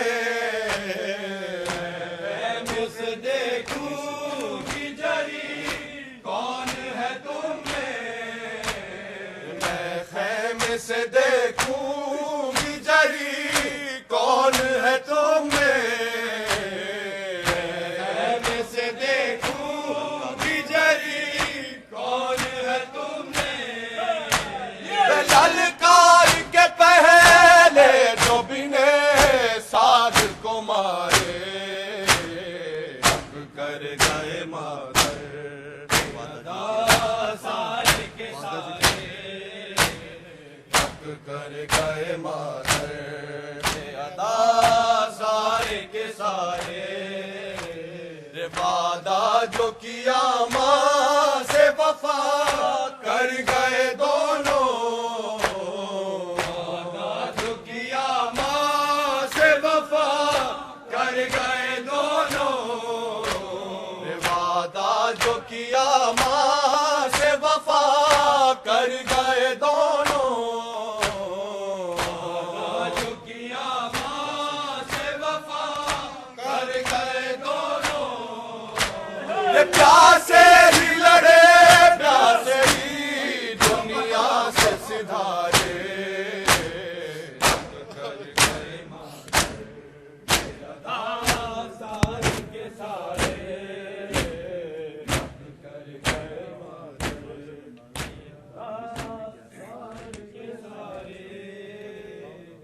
تک ہے زبانوں پہ علمدار علمدار عباس علمدار عباس علمدار اب تک ہے زبانوں پہ علمدار علمدار عباس علمدار عباس علمدار اب شان سے بابا کا علم تو نے اٹھایا مشکیزہ چھدا لوٹ کے تو گھر نہیں آیا